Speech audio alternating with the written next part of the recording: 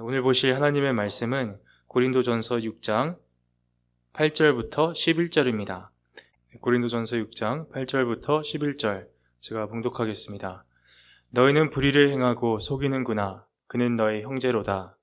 불의한 자가 하나님의 나라를 유업으로 받지 못할 줄을 알지 못하느냐. 미혹을 받지 말라. 음행하는 자나 우상 숭배하는 자나 간음하는 자나 탐색하는 자나 남색하는 자나 도적이나 탐욕을 부리는 자나 술 취하는 자나 모욕하는 자나 속여 빼앗는 자들은 하나님의 나라를 유업으로 받지 못하리라. 너희 중에 이와 같은 자들이 있더니 주 예수 그리스도의 이름과 우리 하나님의 성령 안에서 씻음과 거룩함과 의롭다 하심을 받았느니라. 아멘. 오늘은 진짜는 변합니다. 진짜는 변합니다 라는 제목으로 말씀을 전하겠습니다. 제가 계속해서 크리스천끼리 고소하는 주제를 다루고 있습니다. 그러니까 대원칙은 크리스천끼리 법정에서 고소하면 안 되고 그 분쟁을 웬만하면 교회 안에서 해결하려고 노력해야 한다는 것입니다. 왜냐하면 무엇보다 크리스천끼리 서로 그 법정에서 고소를 하게 되면 하나님에게 수치가 되기 때문이에요. 세상 사람들이 그 모습을 보고 교회와 하나님을 조롱할 수 있기 때문입니다. 요 근래 유튜브에서 목회자들끼리 명예훼손으로 고소하는 걸 참 많이 보는데요. 내 명예를 따지려다가 오히려 하나님의 명예를 훼손하게 되는 것입니다. 그래서 무엇보다 하나님의 명예를 위해서, 하나님의 체면을 위해서, 하나님의 영광을 위해서 때로는 이길 수 있어도 기꺼이 질 수 있어야 하고요.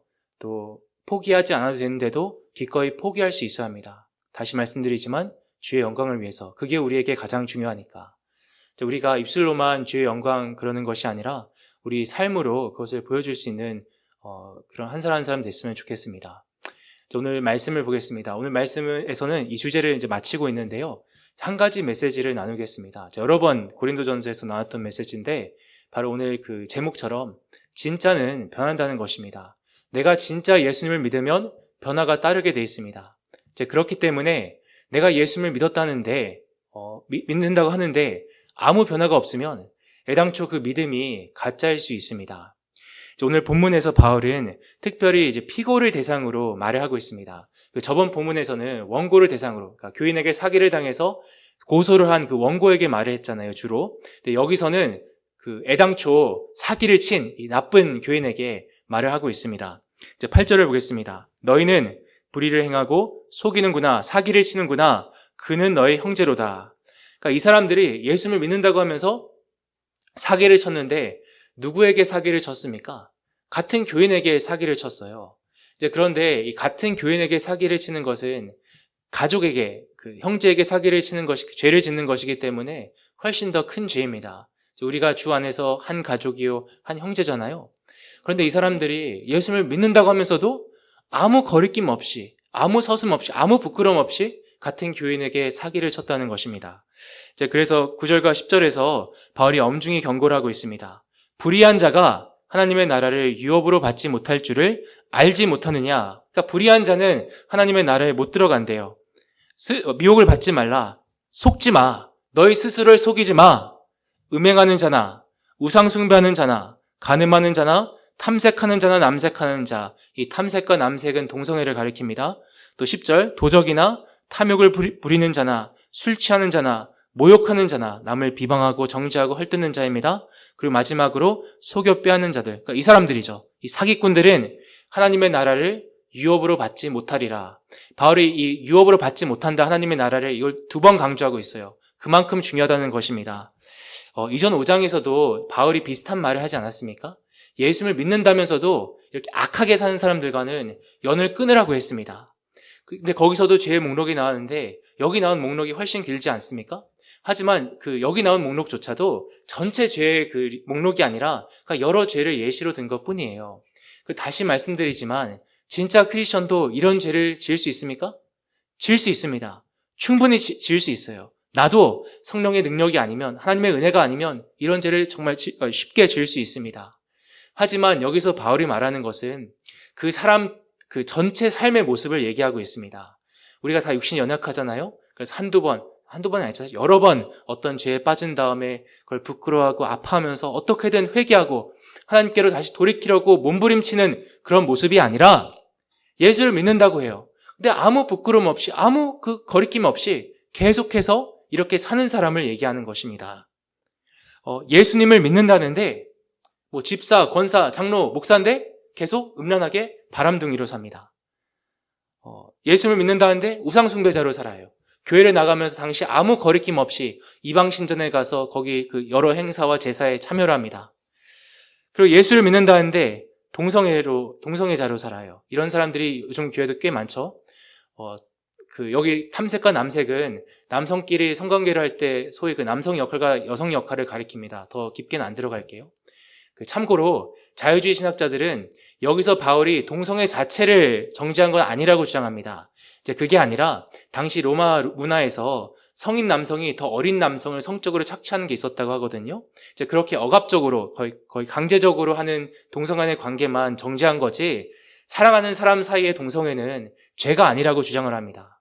근데 그게 말이 됩니까? 말이 안 되죠. 그것은 이 성경을 자기 마음대로 이제 꽈배기처럼 꽈버린 것입니다. 그건 죄를 받습니다. 어떻게 감히 하나님의 말씀을 자기 마음에 안 맞는다고 막 꽈버립니까? 그게 아니라 동성애 자체가 죄예요. 동성애 자체가 하나님 보시기에 가증스러운 것입니다. 그런데 아무 거리낌 없이 이게 무슨 이게 뭐가 죄인데? 나 예수 믿지만 난 동성애자야. 이렇게 살 거야. 그렇게 산다는 것입니다. 또 믿는다는데 도둑이에요. 오늘 나온 이 사람들처럼 사기꾼이에요. 욕심쟁이에요. 알코올 중독자예요. 비방자예요. 입만 열면 남을 비방하고 모욕하고 헐뜯고 정죄합니다. 이 비방죄도 굉장히 큰 죄입니다. 또 강조하지 않습니까? 예수님도 몇 번 강조했고 근데 이건 자세히 살폈기 때문에 넘어갈게요. 그리고 중요한 것은 아무 거리낌과 부끄러움이 없다는 거예요. 죄송함이 없다는 거예요. 회개가 없다는 것입니다. 예수를 믿는다고 해요. 근데 아무리 시간이 지나도 변화가 없어요. 그럼 바울이 뭐라고 합니까? 미혹되지 말라고 합니다. 속지 말라고 합니다. 누구에게? 스스로에게. 나 예수 믿어. 나 구원 받았어. 나 천국 가. 라고 속지 말라는 것입니다. 왜? 못 가니까. 하나님의 나라를 유업으로 못 받는다고 합니다. 무슨 말입니까? 천국 못 간다는 거예요. 구원 못 받았다는 것입니다. 자, 그런데 여러분, 왜 그렇습니까? 아니, 천국은 오직 예수님을 믿어서 가는 곳 아닙니까? 여기 나오는 죄악된 그 죄악의 리스트가 있잖아요. 이렇게 악하게 안 살아서 천국 가는 것이 아니라 예수님을 믿어서 가는 거 아닙니까? 맞습니다. 천국은 오직 주 예수 그리스도를 믿어서 가는 거예요. 내 행위로 가는 게 아니라 우리가 예수님을 믿을 때 칭의라는 걸 받습니다. 하나님이 우리를 더러 의롭다고 칭에 불러주시는 거예요. 이게 뭐냐면 예수님의 우리가 다 불의하잖아요. 악하고. 근데 하나님께서 예수님의 그 완전한 의를 우리에게 입혀주시고 우리 사실은 죄인인데 너 의인이야. 너 깨끗해. 너 거룩해. 너 천국 들어올 수 있어. 라고 쳐주시는 거예요. 선포해 주시는 거예요. 제가 들기 좋아하는 그 성적의 예를 들자면 우리 성적 자체는 형편없는데 빵점인데 우리 성적을 치우시고 예수님의 100점짜리 성적표를 주시고 사실 빵점짜리인데 너 100점짜리야. 너 합격이야. 라고 선포해 주시는 것입니다. 그래서 구원은 내 성적표, 내 공로, 내 의, 내 행위로 받는 것이 아니라 오직 누구의 성적표요? 예수님의 성적표, 예수님의 100점짜리 성적표, 예수님의 공로, 예수님의 의로 받는 것입니다. 그래서 구원은 100% 은혜라는 거예요. 내 행위가, 내 공로, 내 메리트가 안 들어간다는 것입니다. 하지만 그렇게 은혜로 구원받는다고 다 끝나는 게 아니에요. 이제 우리가 구원받은 자로서 거듭났잖아요. 다시 태어났잖아요. 우리 이제 영적으로 살아났고 우리 안에 성령께서 계시잖아요. 그렇기 때문에 반드시 변하게 돼 있다는 것입니다. 물론 우리 변하는 속도가 굉장히 느리죠. 답답하고 한심하죠. 또 사람마다 다 속도가 다릅니다. 하지만 우리 안에 생명이 있기 때문에, 생명의 성령이 있기 때문에 반드시 조금씩 변한다는 것입니다. 그래서 예수를 믿는다고 하는데 아무 변화가 없어요. 10년, 20년, 30년 지나도 아무 변화가 없어요. 그러면 애당초 믿은 적이 없었을 가능성이 크다는 것입니다. 죽었으니까, 애당초 산 적이 없으니까 변화가 없는 거예요. 여기 불의한 자가 하나님의 나라를 유업으로 못 받는다고 바울이 강조하고 있지 않습니까? 그런데 왜 불의한 자입니까? 사실 우리도 불의한 자 아닙니까? 우리 다 불의하잖아요. 믿든 안 믿든 다 악하잖아요. 이게 무슨 말이냐면 애당초 예수님을 진짜 믿은 적이 없기 때문에 예수님의 그 의를 받은 적이 없는 거예요. 예수님의 의를 받은 사람은 의로운 사람인데 구원받은 적도 없고 그 안에 성령이 없기 때문에 계속 그렇게 사는 거예요. 변화 없이, 불의하게. 기억하십시오. 어떤 사람이 진짜 예수님을 믿었는데, 진짜 구원받았는데, 진짜 하나님의 자녀가 됐는데 이렇게 계속 살아서 구원이 취소되고 버림받는 게 아니라 애당초 진짜 믿은 적이 없었기 때문에, 애당초 구원받은 적이 없었기 때문에, 살아난 적이 없었기 때문에 계속 이전처럼 불의하게 살다가 지옥으로 가는 것입니다. 그리고 안타까운 현실은 이것이 교회 내 대다수 교인의 현 주소라는 것입니다. 교회를 다니는 대다수의 교인들은 다 천국에 못 들어갈 거예요. 하나님의 나라를 유업으로 못 받을 것입니다. 왜? 천국은 오직 의로운 사람만 들어갈 수 있는데 의롭지 않기 때문이에요. 진짜 단 한 번도 예수의 의를 받아본 적이 없어요. 진짜 믿어서. 진짜 믿지 않았기 때문에 여전히 불의한 것입니다. 근데 이렇게 반문할 수 있어요. 내가 불의하다고요? 아니에요. 나 예수 믿는다고 했고, 세례 받았고, 나 집사, 권사, 장로, 목사, 직분 받았고, 심지어 방언, 예언, 그런 은사도 받았습니다. 내가 왜 예수 안 믿어요? 나 예수 믿는 사람이에요. 나 의로운 사람이에요. 라고 할 수 있습니다. 하지만 여러분, 제가 저번에도 말씀드렸지만 그런 것들은 구원의 징표가 아닙니다. 결코 아니에요. 아무리 세례 받으면 뭐랍니까? 여전히 이전처럼 바람둥이로 사는데, 아무리 집사, 권사, 장로, 목사면 뭐랍니까? 계속 사기를 치고 욕심쟁이로 사는데, 여전히 세상에 목말라 하고 있는데, 죽을 때까지. 또 아무리 방언을 하면 뭐합니까? 천사의 말을 하면 뭐합니까? 입만 열면 사람을 정죄하고 형제를 죽이고 온갖 독소와 저주가 나오는데, 그게 어떻게 변화된 사람입니까? 그게 어떻게 믿는 사람이에요? 내가 정말 믿는 사람이라면 변화가 있어야죠, 변화가. 변화가 없는데 어떻게 믿는 사람이라고 할 수 있겠습니까? 그래서 사실은 여기 바울은 아주 무시무시한 경고를 하고 있는 것입니다. 그 사기를 치던 그 고린도 교인들에게 단순히 야, 너희들 그렇게 살면 하나님께서 매를 대실 수 있어. 너 조심해야 돼. 맞기 싫으면, 이 정도가 아니라요. 너 구원 못 받았을 수 있어. 너 지옥 갈 수 있어. 라고 무시무시한 경고를 하고 있는 것입니다. 이제 그러고 나서 이제 바울은 권면의 말로 이 단락을 마치고 있습니다. 마지막 11절 보겠습니다. 너희 중에 이와 같은 자들이 있더니, 그 쭉 리스트가 있었죠. 그 죄악의 리스트. 이 고린도 교인들이 굉장히 고상한 척을 했잖아요. 하지만 예수님을 믿기 전에 다 이렇게 살았다는 것입니다. 예를 들어서 대표적으로 음란하게 사는 사람들이 많았을 거예요. 이 로마 제국 자체가 굉장히 음란했고요. 동성애가 팽배했습니다. 그런데 그 로마 제국에서도 특별히 이 고린도는, 이 도시는 음란하기로 악명이 높은 도시였어요. 미국으로 치면 샌프란시스코, 이런 워싱턴, 그 시애틀 같은 도시였습니다. 굉장히 심했어요. 심지어 예수를 믿기 전에 그 이방 신전에서 여성 창기나 남성 창기로 일했던 사람들도 있었을 것입니다. 그러니까 아무 거리낌 없이 동성애를 행한 사람도 있었을 거예요. 또 그 밥만 먹으면 사기를 치고 남의 것을 훔치고 그렇게 사는 사람들도 있었을 것입니다. 그리고 그 사람들 죄 다 뭐였죠? 예수 믿기 전에 다 우상숭배자였잖아요. 그러니까 예수를 믿기 전에 다 이렇게 악하게 불의하게 살았다는 것입니다. 그런데 하나님께서 이들을 어떻게 하셨죠? 그 놀라운 은혜로, 그 놀라운 사랑으로 예수님의 보혈로 그들을 구원하셨습니다. 이렇게 말합니다. 주 예수 그리스도의 이름과 우리 하나님의 성령 안에서 씻음과 거룩함과 의롭다 하심을 받았느니라.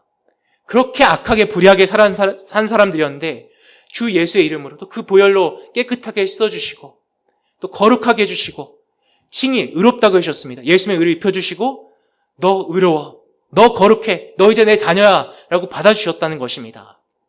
놀라운 은혜 아닙니까? 그런데 사실 여러분, 이들만 그렇습니까? 우리도 마찬가지 아닙니까? 이제 우리는 다 인간이라서 악한 습성이 있어요. 그게 뭐냐면 계속 남과 나를 비교하면서 어떻게든 나를 정당화하려고 하는 것입니다. 적어도 이렇게 얘기할 수 있어요. 저는 이렇게는 안 살았습니다. 이렇게 음란하게 안 살았고요. 동성애를 행하지 않았고요. 사기를 친 적 없고요. 이렇게 말할 수 있어요. 하지만 그것은 하나님 앞에서 도토리 키재기에 불과합니다.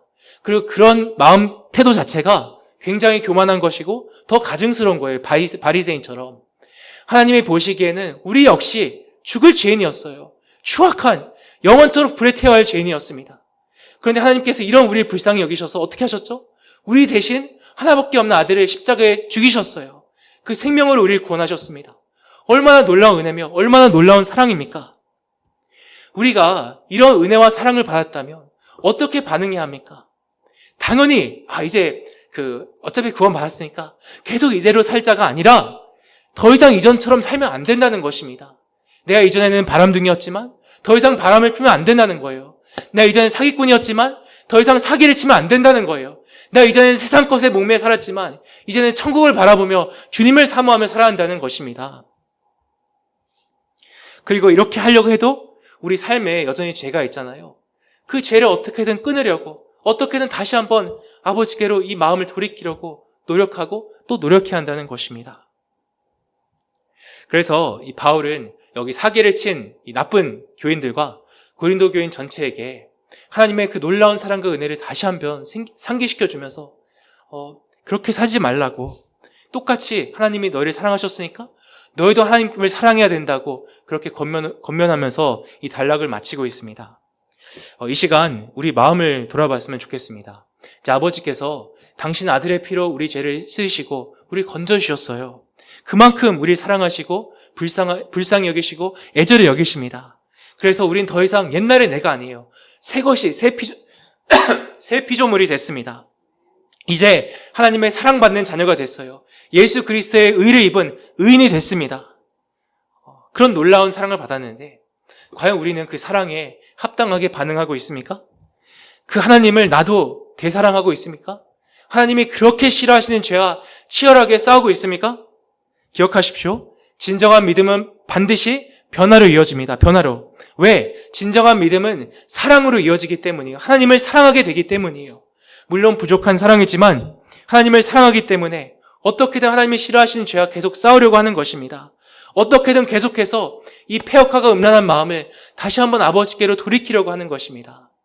오늘 기도하시면서 우리 삶에 있는, 우리 마음속에 있는 죄와 다시 한번 싸우고 우리 마음을 다시 한번, 우리 그 패역한 마음 다시 한번 아버지께로 돌이키는 그 은혜가 있길 바랍니다. 말씀을 맺겠습니다. 진짜 믿음은 뭐로 이어진다고요? 변화로 이어집니다. 변화로. 물론 우리가 변화를 받아서 구원받는 게 아니에요. 오직 믿어서 구원받는 것입니다. 하지만 정말 믿으면 반드시 변하게 돼 있습니다. 변화는 진정한 믿음과 구원을 따르게 돼 있어요. 이게 아다르고 어다른 것 같지만 천지차이입니다. 기억하십시오. 우리가 변화받아서 구원받는 건 아니지만 구원받으면 변하게 돼 있습니다. 물론 이게 온전한 변화가 아니라 너무 부족하고 부끄럽죠. 하지만 그래도 변하려고 몸부림치고 또 친다는 것입니다. 이제 우리가 이 놀라운 사랑과 은혜를 받았잖아요. 그래서 더 이상 내 이전 모습으로 살면 안 됩니다. 어떻게든 아버지를 기쁘시게 해드리려는 그런 삶으로 살아야 합니다. 나를 사랑하시는 그 하나님을 나 역시 사랑해야 하며 그 사랑이 우리 삶을 통해서, 변화를 통해서 드러나야 합니다. 우리 다 부족하지만, 연약하지만 우리 삶을 통해서 하나님을 향한, 주 예수님을 향한 우리 믿음과 사랑이 진짜인 것을, 진솔하다는 것을 보여주고 또 보여주는 그 은혜가 있기를 기원합니다. 기도하겠습니다.